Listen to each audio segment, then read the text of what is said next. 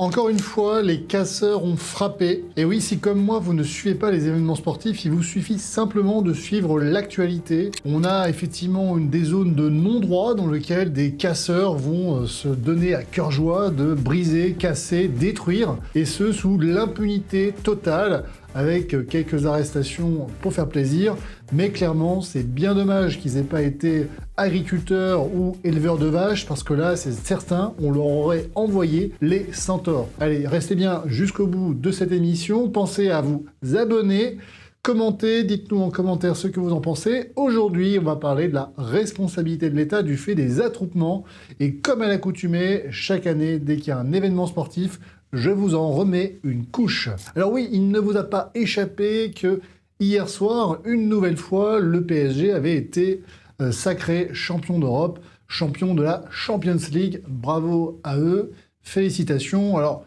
comme moi, évidemment, je suis pas là pour vous parler de foot, c'est pas du tout ma tasse de thé, vous l'aurez compris, mais en tout cas, ce que je constate, c'est que, encore une fois, à l'occasion d'une liesse populaire, eh bien, on a une sorte de hooliganisme qui est en train de se développer et encourager, parce que ça fait déjà plusieurs années que, finalement, les casseurs sont très peu interpellés, très peu sanctionnés, et qu'en réalité, il y a une certaine impunité.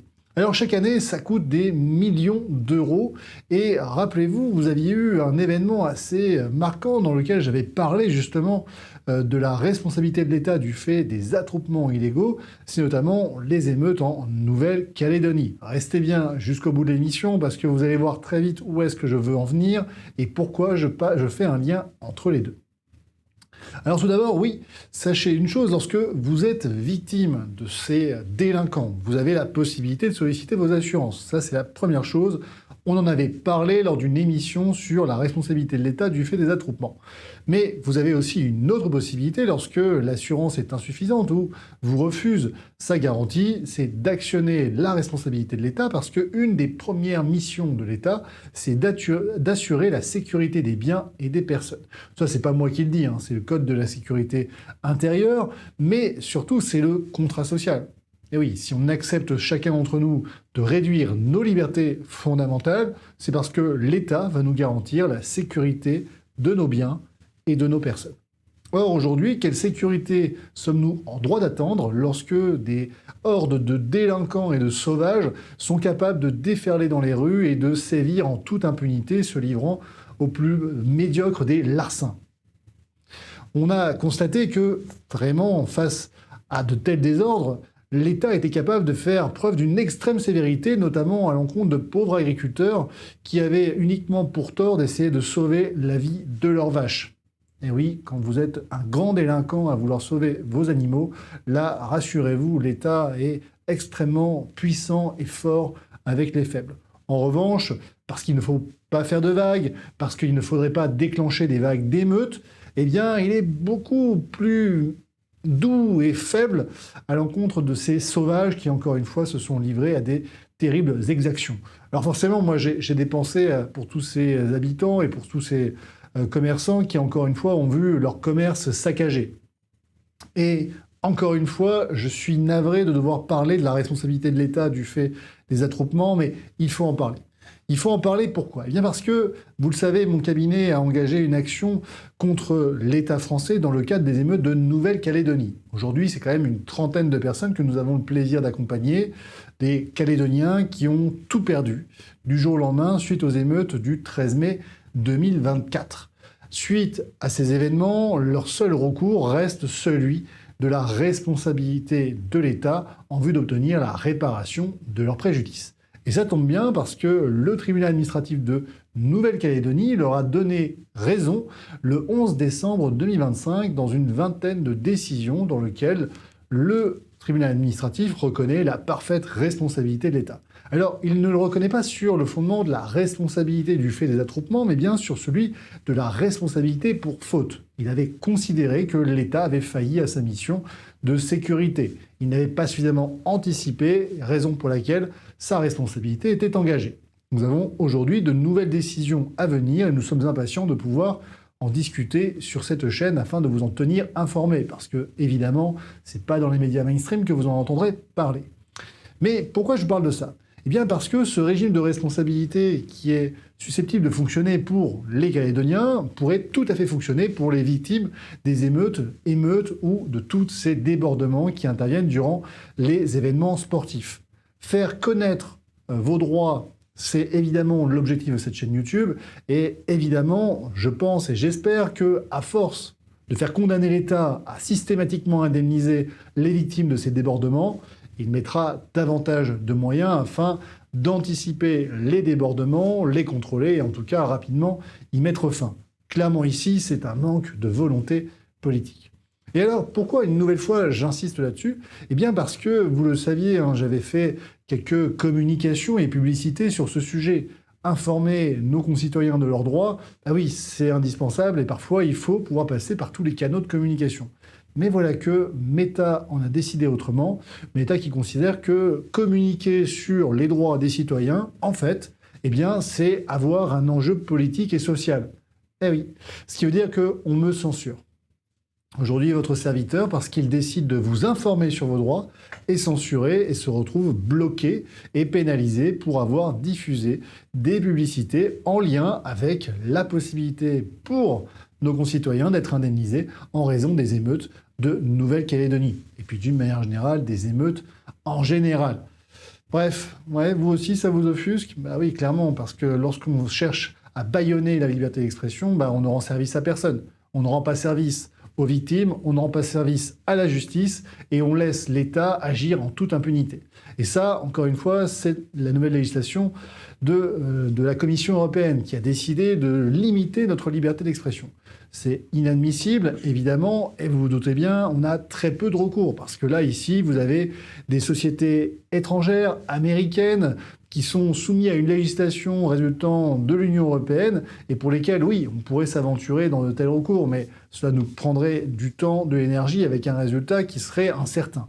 Alors, à l'occasion de cette émission, évidemment, je ne pouvais que rappeler que les Calédoniens avaient le droit d'être indemnisés comme n'importe quelle victime d'émeutes et de débordements illégaux, que cette responsabilité peut être engagée à tout instant et qu'ils ont à peu près 4 ans à compter de la réalisation de leur préjudice. Les victimes des émeutes, des débordements, des derniers événements sportifs ont également le droit d'actionner cette solution, même si c'est l'État qui est amené à payer, encore une fois, c'est peut-être un moyen, parmi tant d'autres, de contraindre nos politiques à agir. Et c'est le moment, évidemment, de la réclame. Charles Gauthier, à vous de jouer. Vous souhaitez avoir une réponse personnalisée, d'échanger directement avec moi, établir une stratégie et ainsi pouvoir déterminer s'il y a quelque chose à faire. Pour cela, rien de plus simple. Vous pouvez vous rendre directement sur notre site internet et réserver un rendez-vous. Vous n'avez plus qu'à un clic d'échanger directement.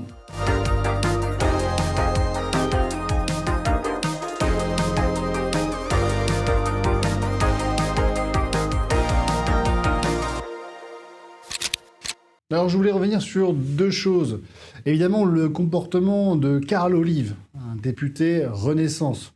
Oui, vous savez, ce député là, qui monte sur le capot d'une voiture et puis qui se comporte comme un véritable attardé. Oui, attardé, on peut le dire, parce que clairement, il est un représentant de la nation. Il a des fonctions de député, de personne politique. Et je pense que, évidemment, à aucun moment, dans l'esprit d'une personne normale, on peut se dire que ce type de comportement est normal. Alors, il a fait une vidéo le lendemain où il s'est excusé, où il a expliqué le contexte dans lequel il était sur le capot d'un ami, et qu'évidemment, c'était un fervent supporter du PSG, et qu'il s'est laissé emballer dans une émotion populaire. Mais encore une fois, c'est pas la raison, c'est pas la question. C'est qu'en se comportant de cette manière-là, un élu de la République, il envoie quel message, d'après vous ? Il envoie le message qu'en fait, dès qu'il y a un moment de liesse populaire, on peut faire tout et n'importe quoi. Et évidemment, ça ouvre la voie pour tous les petits qui sont en train de regarder ce personnel politique, qui sont en train de se demander si eux aussi ne pourraient pas un peu se livrer à des exactions, parce qu'après tout, on est dans un moment de liesse populaire, ça les encourage évidemment à agir de la sorte et à se comporter comme de véritables voyous. Et oui, on a un peu les politiques qu'on mérite. Mais là, clairement, moi, je pense que si j'étais le déontologue, j'irais pas embêter Charles Allonge parce que il a sa collaboratrice qui est également sa compagne.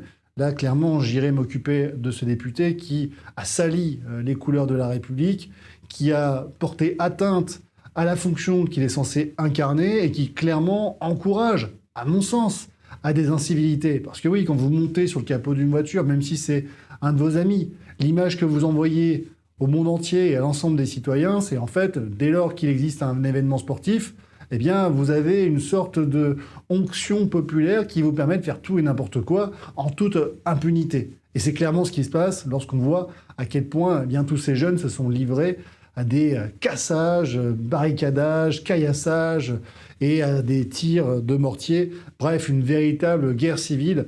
Imaginez un petit peu l'image qu'on envoie au monde entier. Bref, ça, c'était la minute de Carl Olive, qui évidemment, encore une fois, est un peu à l'image de ce parti politique. Bon, les élections sont bientôt, vous savez comment voter. Et enfin, le dernier point, j'ai envie de revenir là-dessus. Clairement, on a une défaillance de l'État. On a une volonté de ne pas faire de vagues.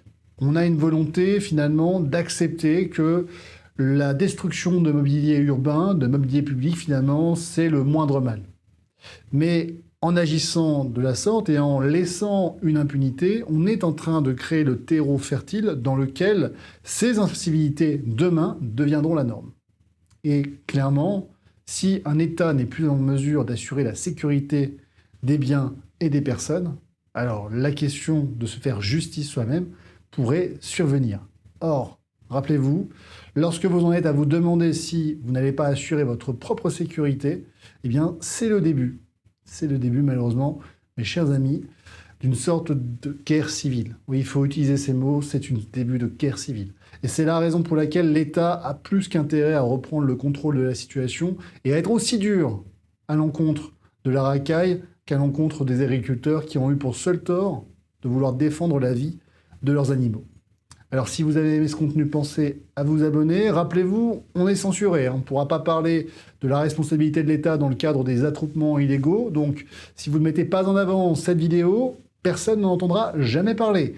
Et je suis persuadé ici que certains d'entre vous n'étaient pas bien assurés, mal assurés, insuffisamment assurés, et que par conséquent, la possibilité d'obtenir cette réparation, elle est peut-être salvatrice.